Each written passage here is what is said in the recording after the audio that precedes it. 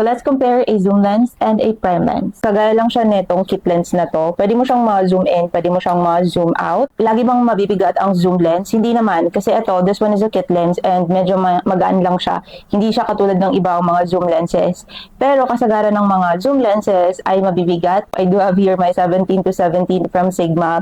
Medyo mabigat tong lens na to. I do love prime lenses, pero ito kasing mga zoom lens, mas versatile siya kasi hindi mo na kailangan lumapit sa subject mo and lumayo para i-adjust yung shot, like close-up shot ba or wide shot. I-zoom in and i-zoom out mo na lang siya. So yun yung higing advantage mo. And you can just buy like a single lens na, kunyari ito, 17 to 70. Ayan, ito yung gagamitin mo. Meron ka ng pa-close-up shot, portrait, tapos meron ka na rin pang group shot which is the 17mm. So now, punta naman tayo sa prime lens. So this one is an example of a prime lens. This is my Veltrox 56mm 1.4. Ito kasi, nakaset na siya sa 56mm. So naka-fix yung focal length nito. Hindi mo na siya pwedeng i-zoom in and i-zoom out. Kung gusto mong lumapit sa subject mo, ikaw mismo yung lalapit. Like, ikaw mismo yung gagalaw. And then, kung gusto mong wide shot, konti, lalayo ka. That's why, sobrang stressful kapag yung bit-bit mo. Kunyari, bumili ka ng Nifty 50 mo.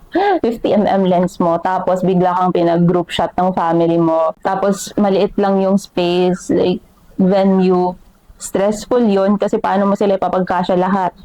So, yun. Basta, mahirap siya. Challenging yun. So, if gusto mong bumili ng prime lens, dapat mong pag-isipan kung ano ba yung mga pictures na lagi mong ita-take. Like, more on group photos ka ba or more on portraits ka ba? Kasi kapag group photos, kailangan mo ng mas wider nun. Siguro po pwede na yung 16mm, 11mm, goods yun. Pero kapag portraits naman, 35, 50mm, 85, it really depends kung anong trip mo sa buhay. And just make sure to know kung ano yung focal length na most likely gagamitin mo.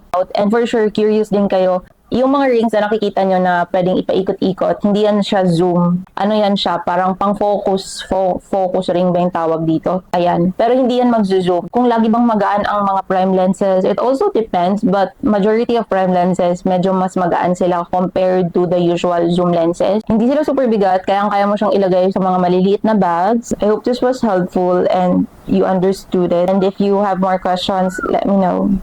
Bye!